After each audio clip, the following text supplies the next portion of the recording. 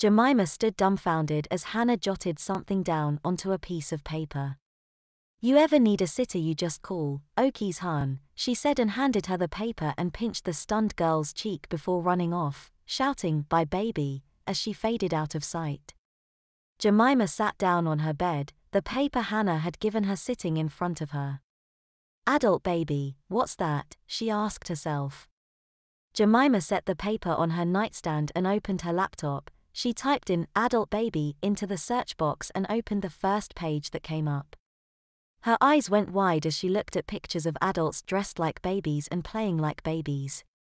Lit by the glow of the laptop monitor, Jemima's life changed forever. Why is it that simple correlations are the hardest to make?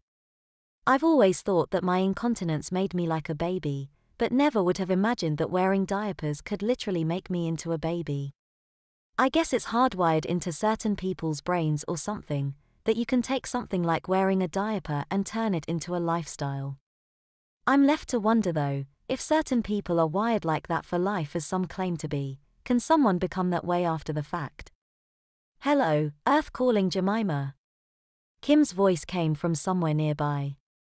Jemima turned her head and dumbly looked at her friend. "Huh?" she asked. Kim smiled at her friend. "Welcome back, did you have a nice trip?" Kim asked jokingly. Jemima got a confused look on her face and said nothing. Kim shook her head. "You were like a million miles away there for a minute." "I asked you what movie you wanted to watch," she said with a smile. "I'm sorry, I've got a lot of stuff on my mind right now." Jemima apologized. Kim nodded. "I can imagine that being a superhero can come with a lot of burdens," she said, placing a reassuring hand on Jemima's shoulder. Jemima smiled absently and submerged herself in her thoughts again. Unbeknownst to Kim, she wasn't thinking about her life as a crime fighter, far from it actually. She was thinking about what Hannah had said to her a few days prior, and what she'd seen on the internet.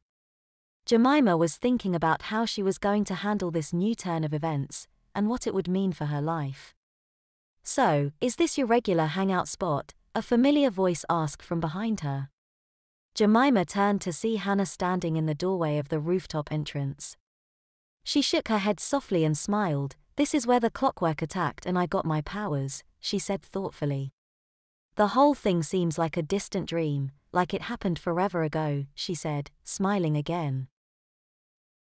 Hannah walked over to the edge of the roof and took a seat next to Jemima on the ledge. "So, why the quiet alone?" she asked, looking at Jemima and then down at the ground far below. Jemima shrugged. "I'm still doing a lot of thinking," she said. Hannah scooted closer to Jemima and put an arm around her. "Is this about the other day?" she asked with a smile. Jemima nodded softly and rested her head on Hannah. "I just don't know how I feel about the whole thing," she said after a long pause. Hannah chuckled. "Why do you feel like you have to know?" she asked. It was Jemima's turn to chuckle. "It's kind of a life-altering choice I have to make.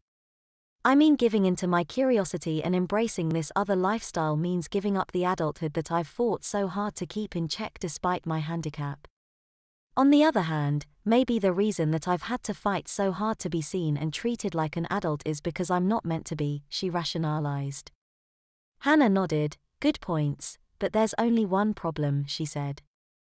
Jemima looked up at her. "What's that?" she asked. Hannah looked down at her and smiled. "You're doing all this thinking, and you're not listening to the one thing that matters, your heart," she said. Jemima thought for a moment and nodded. "Maybe you're right, maybe I should just do it. What's the worst that can happen?" she asked. "It could turn out that you don't like it and you move on," Hannah said with a smile. Jemima looked up at Hannah and smiled. "Well, when do we start?" she asked.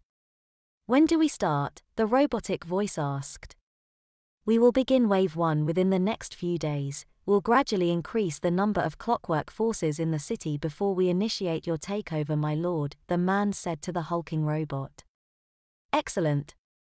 Soon this city will bow to the cold, calculating brutality that is the Clockwork King," the robot said, the dim light in the warehouse illuminating his gigantic form, and the dome atop his giant form that housed his human brain. "You've done well, Mr. MacDonald," I am pleased with your performance and loyalty, the robot said. Richie MacDonald smiled and bowed humbly toward the Clockwork King. It's my pleasure, my lord. I will continue to keep the heroes in my charge from meddling in your affairs, he said. See that you do, we can't afford any mistakes this close to our goal, the Clockwork King said. Richie bowed again to the Clockwork King and left the warehouse, making sure not to be seen leaving the clandestine meeting.